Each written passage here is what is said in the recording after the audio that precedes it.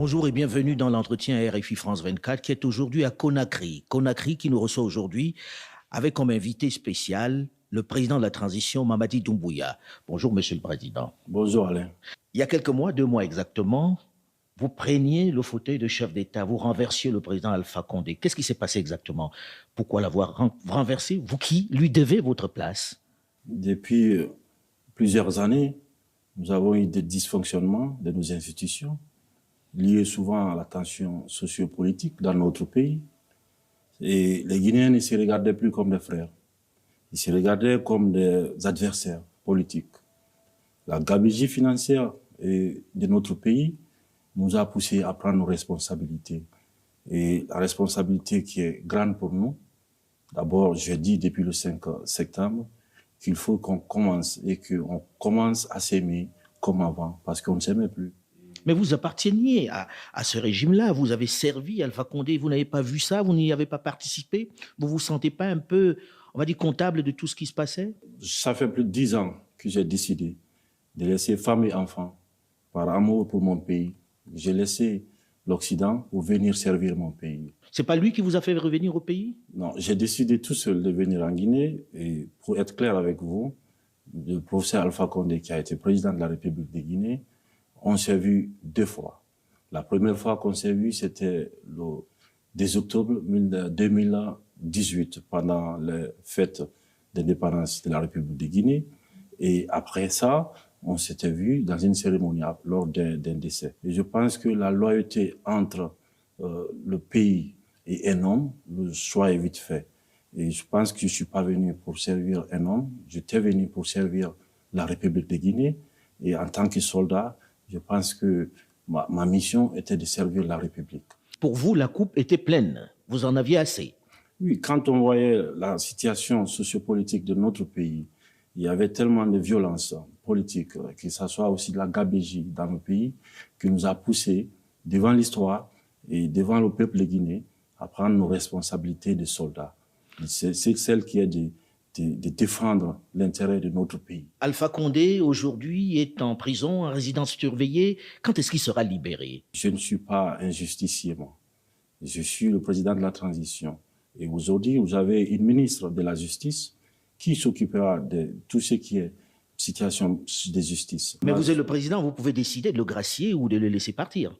C'est tout ce qui nous a amené dans toutes ces déstabilisations, tous ces problèmes qu'on a, c'est la personnalisation de la chose publique. Je ne ferai pas le travail de la justice. Je suis président de la transition et non ministre de la Justice. Donc la justice guinéenne aura toute son indépendance. Elle aura aussi tout mon accompagnement pour que ce peuple assoiffé de justice puisse vraiment se retrouver. Vous savez que vous faites l'objet de sanctions de la CEDEAO, la communauté des États de l'Afrique de l'Ouest, les membres de la junte. Ils vous ont demandé de faire on va dire une transition de 6 mois. Combien de temps va durer la transition? Dans combien de temps vous allez rendre le pouvoir pour retourner dans les casernes? La CEDEAO est dans son rôle. Et je pense que la CEDEAO, nous tenons beaucoup parce que nous sommes membres fondateurs de la CEDEAO. Nous sommes un pays qui est panafricaniste, qui comprend aussi que la CEDEAO a de la fermeté, à savoir les prises du pouvoir par l'armée. Mais nous ne sommes pas des politiques. Nous venons tout simplement rendre le pouvoir au peuple de Guinée, qui, à travers le Conseil national de transition, qui est, on est en train de mettre en place depuis, pourra décider au nom du peuple de Guinée. Pour vous, c'est la CNT qui doit décider de la durée de la transition? Il faut qu'on soit en cohérence avec ce qu'on dit. Nous avons dit qu'on donne le pouvoir au peuple de Guinée parce que nous voulons mettre en place un système qui pourra résister aux tentations des hommes. Et pour ce faire, nous laissons au peuple de Guinée où le CNT aura toutes les composantes. Au Conseil national de la transition. Au Conseil national de la transition, il y aura toutes les composantes de la nation qui seront représentées au CNT. Le CNT, pour nous, est l'organe législatif qui pourra décider du chronogramme, c'est-à-dire faire le point, le diagnostic, à savoir nos problèmes qu'on a, et comment trouver des remèdes à ces problèmes-là, parce que les problèmes sont connus, c'est la personnalisation de la chose publique. Nous, êtres humains, nous allons tous disparaître, mais c'est les systèmes qui resteront, c'est le pays qui va rester. D'où le CNT a pour mission de réécrire les textes, c'est-à-dire la constitution. Une nouvelle constitution, ça ne sera plus une constitution copier-coller des pays, nous allons mettre à plat tous nos problèmes et écrire une constitution adaptée aux problèmes de Guinée pour trouver toutes les solutions nécessaires pour l'émergence de notre pays. Mais comment vous mettez en place ce Conseil national de la transition? Par des votes, par quoi? Qui est choisi et sur quels critères? Vous savez, il y a un ministre de l'administration du territoire qui, depuis lors, nous avons fait des communiqués, à savoir le dépôt de tout ce qui est candidature. Nous avons donné des places à toutes les composantes de la vie guinéenne. Ils vont tous être pris par leur probité morale et par leurs compétences, parce que le CNT ne sera pas un regroupement pour qu'on puisse venir discuter et sans avancer. Nous allons envoyer des gens au CNT qui aiment encore ce pays et qui veulent aller en avant, qui veulent bien sûr rassembler les Guinéens. Et parce que je tiens beaucoup au mot rassemblement, parce que j'ai décidé aussi, il faut que ça soit clair, à ce que les Guinéens eux-mêmes puissent prendre en main leur destin, à savoir s'entendre, s'écouter, parce qu'on ne s'écoutait plus dans ces pays. On était très divisés. Très, très divisés. Et je pense que le rassemblement est le seul moyen pour nous Guinéens de faire face à notre destin. La semaine dernière, la CEDEAO, la communauté des États de l'Afrique de l'Ouest, a pris des sanctions vis-à-vis d'abord des membres de la junte, mais en plus a nommé quelqu'un pour venir ici vous aider à faire cette transition-là. Ibn Chambas, vous avez écrit pour dire nous ne voulons pas de cette personne-là, nous ne pensons pas que c'est nécessaire. Qu'est-ce que vous avez contre Ibn Chambas, le Ghanéen qui a été choisi? La personne d'Ibn Chambas, pour nous, c'est autre chose. C'est-à-dire que le peuple de Guinée, le gouvernement guinéen, a tous les droits sur le plan diplomatique de récuser quelqu'un. Et je pense que la Guinée n'est pas en crise. Nous avons mis fin à la crise sociopolitique de la République de Guinée depuis le 5 septembre. Les Guinéens sont en communion aujourd'hui. Ils pensent à l'avenir de leurs enfants et de leurs petits-enfants. Et il faut qu'on adapte les outils africains aux problèmes africains. Et pour ce faire, je pense que... C'est un Africain, Ibn Chambas. L'Afrique est un continent. Ce n'est pas un pays.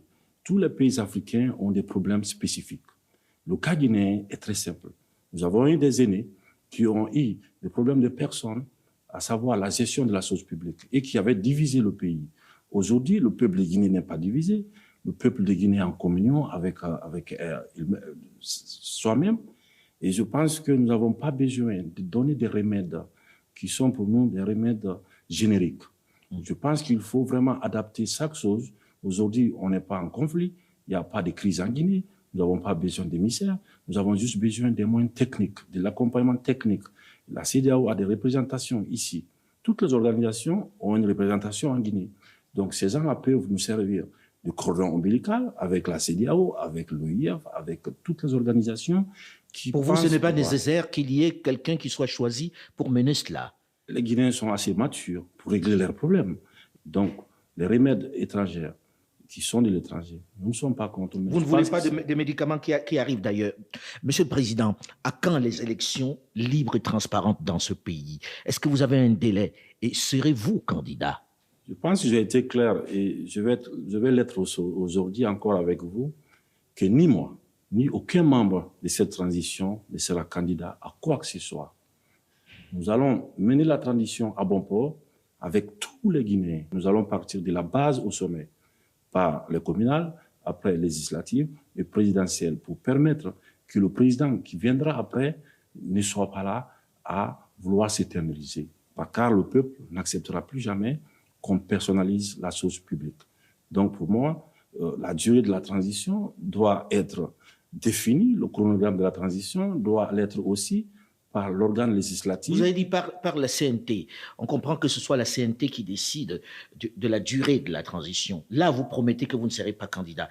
Mais dans ce pays-ci, on se souvient, il n'y a pas longtemps, qu'il y a eu un autre officier, il n'était pas colonel, il était capitaine, qui a pris le pouvoir et qui avait promis de s'en aller, Moussa Dadis Camara.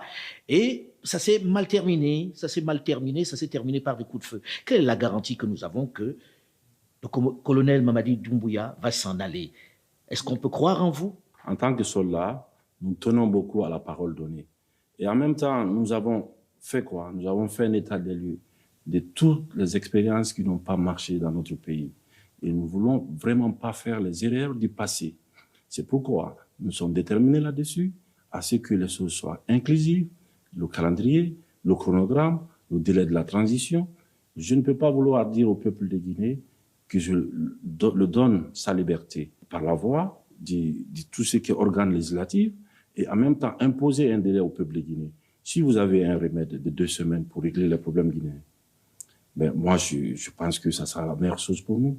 Parce que quand on voit l'état de nos populations, quand on voit l'état de nos routes, on voit l'état de nos hôpitaux, je pense qu'après 63 ans, nous avons besoin d'un bon coup de réveil pour prendre en main notre destin et de laisser les choses correctement. Vous voulez mettre les choses sur les rails, en gros? Ça, nous avons besoin à ce que la justice fasse son travail, que le CNT fasse le travail législatif, que nous, en tant que membres du Conseil et du Comité national pour le rassemblement, à ce que nous fassions notre travail d'encadrement de la transition dans l'apaisement total. On est assez intelligent pour se regarder en face et regarder notre histoire et de se dire aujourd'hui que plus personne en Guinée n'acceptera la domination de l'autre. Il vous aura fallu, Monsieur le Président, 2 mois pour composer un gouvernement. 2 mois. Un gouvernement composé de 27 ministres, dont 7 femmes, avec seulement 2 militaires à la retraite qui occupent les portefeuilles de la défense et de la sécurité. Qu'est-ce qui a rendu la formation du gouvernement si difficile? Pourquoi vous avez eu autant de mal à faire le gouvernement? Et si vous voulez faire les choses correctement, je pense qu'il faut réfléchir. Il faut chercher la probité morale. Il faut vérifier aussi la capacité des uns et des autres à apporter. Quand nous avons pu former le gouvernement, nous avons demandé, parce que des fois on vous demande à quelle école vous venez ou qui vous envoie, souvent. Nous avons demandé à tous les candidats qu'est-ce qu'ils peuvent apporter à la République de Guinée pour permettre à la Guinée de sortir de cette ornière-là. Donc à base de cela, nous avons sélectionné parmi toutes les filles et fils de la Guinée des personnes que nous avons confiance et que nous pensons être à la hauteur des attentes de la population guinéenne pour conduire cette transition dans l'inclusivité totale. En gros, ils sont venus passer des auditions chez vous, alors tous. Dès qu'on a eu le Premier ministre qui est passé par ces points, le Premier ministre et moi-même, avec tout ce qui était l'entourage, nous avons fait, je pense, plus qu'un casting, parce que c'était compliqué de trouver les bonnes personnes qui ne traînent pas de casseroles, pour trouver des gens qui ont la probité morale vraiment claire. Donc, c'était pas facile de trouver. Aucun d'eux n'a de l'expérience dans la gestion du pays. Est-ce que vous n'avez pas peur qu'ils manquent d'expérience et que ça vous fasse perdre du temps? Il faut savoir que les ministres sont accompagnés. Il y a les départements où il y a plusieurs personnes autour des ministres. Nous avons choisi, d'ailleurs, qui est une première dans l'histoire, nous avons choisi des technocrates à la tête de notre pays dans un régime qui est soi-disant militaire. Nous avons dit aux militaires de jouer en fait leur rôle de soldats dans les camps pour défendre notre pays, parce que nous avons tant besoin de ça, de ne pas se mêler de la politique. Et aujourd'hui, ces technocrates, nous avons totalement confiance en eux, et j'ai aussi entièrement confiance au Premier ministre, qui est M. Mohamed Biabogui, qui nous avons choisi parce qu'il a le sens du consensus. Et c'est quelqu'un aussi... C'est l'élément qui a déterminé le sens du consensus? C'est important. Pour son choix? Oui, parce que je pense que cette transition, nous n'allons pas accepter qu'il y a des projets personnels. Nous avons voulu qu'il y ait des consensus, qu'on se comprenne, encore une fois. Parce que chaque fois qu'on ne s'est pas compris, ça nous a amené à quoi? Au sang, ça nous a amené aux larmes et aux victimes, qui sont tous des enfants de ces pays et qui pouvaient aussi être des ministres, mais qui ont été faussés dans leur vie. Donc je pense que le Premier ministre Mohamed Biabogui, qui est quelqu'un qui a une grande expérience à l'international et qui est un homme de consensus, peut aider le gouvernement guinéen aujourd'hui à sortir de cette ornière-là. Alors on a vu les populations guinéennes dans les rues lorsque vous avez pris le pouvoir, des gens qui se réjouissaient. Vous bénéficiez d'un état de grâce aujourd'hui qui est exceptionnel. Qu'est-ce que vous avez à donner? Il y a beaucoup d'attentes. Qu'est-ce que vous allez donner? C'est quoi la prochaine étape là? Ma vie entière, je donnerai à ce peuple-là qui mérite ça. Et si on a décidé le 5 septembre d'aller à la mort, c'est parce qu'on avait vu l'état de notre pays et nous avons pensé tous ensemble qu'il faut sauver le pays en donnant notre vie. Et je pense qu'il est de notre devoir en tant que soldats, en tant que patriotes, de se battre et d'aller à la mort encore une fois, que ce soit sur le plan politique ou physique, pour sauver le pays, pour sauver la patrie et pour sauver les Guinéens, en leur donnant l'espoir bien sûr et en changeant leurs conditions de vie. Parce qu'après 63 ans, après tout ce qu'on a en Guinée, comme économie, comme mine, comme tout ce qui va avec... Comme richesse. Comme richesse, j'ose dire. Je pense que ce peuple mérite mieux que l'état dans lequel nos aînés l'avaient mis. Aujourd'hui, vous avez dit la justice sera ma boussole.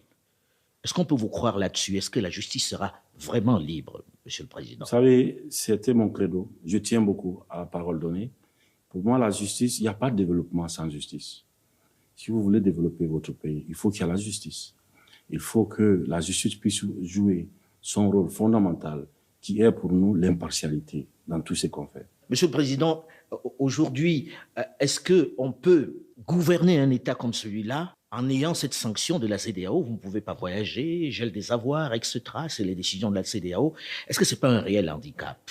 Nous avons bien sûr besoin de nos partenaires, mais ce qui est pour nous non négociable, c'est la souveraineté nationale. Parce que nous tenons à la liberté. Et la CEDEAO, je pense, doit penser au mal qui gangrène nos pays. Et je pense que la CEDEAO doit penser au peuple africain de l'Ouest, parce que le peuple aussi a besoin de la protection des institutions qui, à leur nom, est censée aider nos pays et nos populations à sortir de l'injustice. Mais est-ce qu'on peut gouverner sans sortir du pays? Vous ne pouvez pas voyager et on a gelé vos avoirs. Je fais don de moi, ça fait des années que je n'ai pas pu sortir de la Guinée. Je suis en Guinée, je me sens mieux en Guinée que n'importe où. Je n'ai pas besoin de voyager. Ce que j'ai juste besoin maintenant, c'est de me concentrer en Guinée sur nos problèmes, pour trouver des solutions à nos problèmes. Et à ce qui concerne les avoirs, nous, les membres du CNRD, nous n'avons rien à geler. Donc ça, pour moi, c'est juste des principes. Mais à savoir s'il y avait quelque chose à geler, vous pouvez chercher, vous ne trouverez pas. Maintenant, nous faisons tout quand même pour arrêter l'hémorragie dans notre pays. Et depuis notre arrivée, nous avons essayé de fermer tous les robinets parce que pour moi, les deniers publics ne sont pas quelque chose qu'on peut jouer avec. Donc, le voyage, je pense que nous avons besoin de voyager, bien sûr, en Guinée, pour voir nos problèmes en face et trouver des solutions à nos problèmes. Merci beaucoup, Monsieur le Président. Merci de nous avoir reçus. Merci, M. Allais. Cet entretien est à présent terminé. L'actualité continue sur France 24.